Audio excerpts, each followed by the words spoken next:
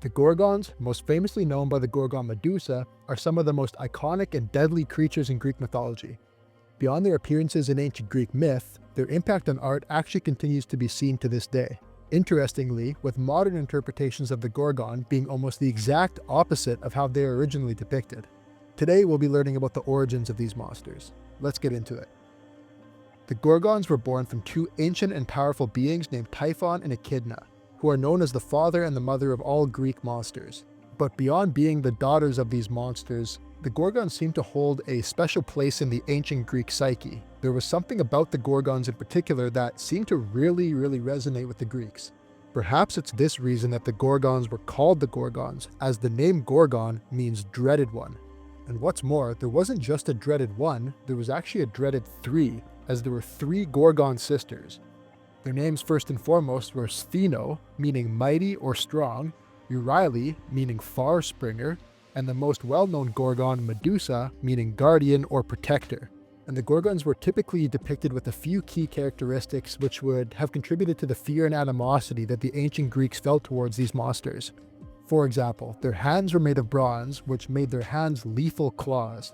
They didn't have human teeth, but instead they had giant boar tusks which could be used to impale people. They had wings of gold that they could use for flight, but what the Gorgons were most well known for is the coils of hissing and venomous snakes that took place of their hair. And some modern day depictions of the Gorgons seem to indicate that all of the Gorgons had the ability to turn people to stone just by looking at them. But in fact, this was a skill that was particular to Medusa only. Only Medusa had this ability. But on the other hand, the other two sisters were both immortal, while Medusa was mortal, meaning that she could be killed. If you want to think about this in video game terminology, the sisters had more stats put into defense, whereas Medusa had more stats put into offense. Nonetheless, the giant tusks and the sharp claws made all three sisters deadly to humans, and if the Gorgons ever decided to join their siblings, such as the Nemean lion and the Hydra in mainland Greece, they would be formidable, and the Greeks both knew and feared that possibility. And that brings me to my next point. Earlier I had mentioned that the Gorgons were a terrible threat to the ancient Greeks, but unlike the Nemean lion and the Hydra, for example, it's not as though they were rampaging through ancient Greece and terrorizing a local population. Instead, the Gorgons actually didn't even live anywhere near humans. According to Hesiod in his Theogony, Medusa and her sisters lived, quote, beyond famed Oceanus at the world's hard edge by night, where the clear-voiced Hesperides are, unquote. This means that the Gorgons did not actually hunt or go on the aggression towards ancient Greeks at all. They lived essentially on the end of the earth where nobody else lived. Okay, so if they lived at the edge of the world, nowhere near the ancient Greek population, and weren't bothering anybody, why is it that they were a threat or feared at all? In other words, why bother with them? And to answer that question, I think there's both a practical side of things that the ancient Greeks considered, as well as a darker side to human nature that reveals itself in the hunting of the Gorgons. Considering the practical side, it was clear to the ancient Greeks that the children of Echidna and of Typhon were a plague to the human species. Every child of the mother and father of ancient Greek monsters ended up being a horrible being. Hydras, which have self-regenerating heads, lions, which are impervious to human weapons, dragons, all of these monsters posed a daily threat to the ancient Greeks, and they had no reason to believe that the Gorgons would not be the exact same way. And as a result of this threat to their existence, it makes sense that the ancient Greeks would have wanted to try and take out this threat before it reached their shores. So in that way, the ancient Greeks were actually being incredibly practical when it came to any sort of missions to try and take out the Gorgons in their home. So that's the practical side of the argument. Now, I also believe that there's a darker underlying aspect of human nature that the Gorgons represent. If I had to wager a guess, I would guess that the Gorgons represent the fear that exists within all humans, which is the fear of doing something even though you know the consequences are dire. In other words, humans all have this tendency to do something even though you know you shouldn't do it, and even though you know the consequences could be very bad, if not deadly.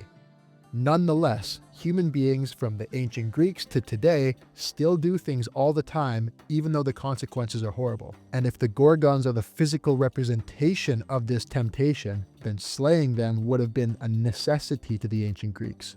To me, the best evidence that we have that this is true is how the Gorgons are depicted in art.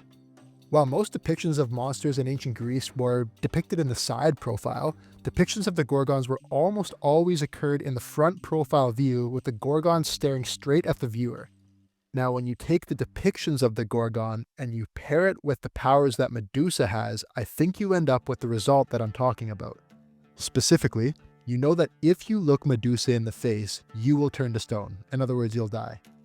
Yet the depictions of Medusa have her looking directly at you, essentially enticing you to look back at her. You know that you're not supposed to do it, and you know that if you do it, the consequences are deadly. Nonetheless, you look directly in her eyes. You're probably doing it right now. There's a temptation to do something, you know the consequences are bad, but you do it anyways. That, to me, is what the Gorgons represent. That is the true power of what the Gorgons held. And it is for that reason that they were deemed to be such a threat. This reflection of the human psyche, so to speak, is an uncomfortable truth that they had to deal with. And it is for this reason that they wanted to dispose of these monsters. Anyways, I think the practicality argument is a good enough reason on its own for the ancient Greeks to have justified these excursions or these attempts to go and slay the Gorgons, but I like the idea of human beings confronting human nature, and that being another reason. But let me know what you think in the comments if you think this is something that lines up or if you think it's a dumb idea.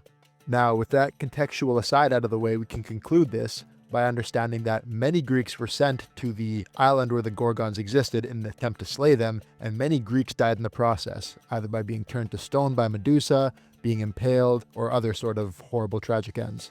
And that remained the case until Perseus arrives on the scene, but we'll cover Perseus in a future video. And so the Gorgons lived, isolated away from the Greek mainland, but annihilating anybody who would try to come and slay them. And as mentioned at the outset, the Gorgons were not static. They were dynamic with many interpretations of what skills they possessed, what they looked like, and how they even became to be Gorgons. And even today, the Gorgons are still heavily debated and are frequently changing in the face of art. For example, in recent years, Medusa specifically has been regarded as a major symbol of female empowerment. There are depictions of her holding Perseus' head in reverse of what the myth originally states, and there are depictions of her head above women's shelters, serving as what her namesake is, the protectress. The Gorgons have also been reinterpreted from a symbol of a horrible monster to that of a desirable symbol of wealth, which can be most readily seen in the Versace logo. And finally, the Gorgon's head is often used as a protective symbol to ward off enemies and against bad luck. The Gorgon's head is often depicted in architecture, it's on shields, on coins, and on other round objects. And so now the more recent interpretations of the Gorgons has shifted from being creatures that once needed to be hunted so that a threat could be eradicated to symbols of wealth, female empowerment, and protection. And that is the myth of the Gorgons, including how their depictions have changed throughout the ages, and how their myth is still seen in society today. If you like this video and you want to learn more about lessons from the Greeks which still impact our society today like the Gorgons, please consider liking and subscribing and hitting the bell notification so that you don't miss a video. Also, if you want to learn about other monsters from Greek mythology which are still being reinterpreted in modern day art, click this video. Otherwise, until next time, thank you for watching.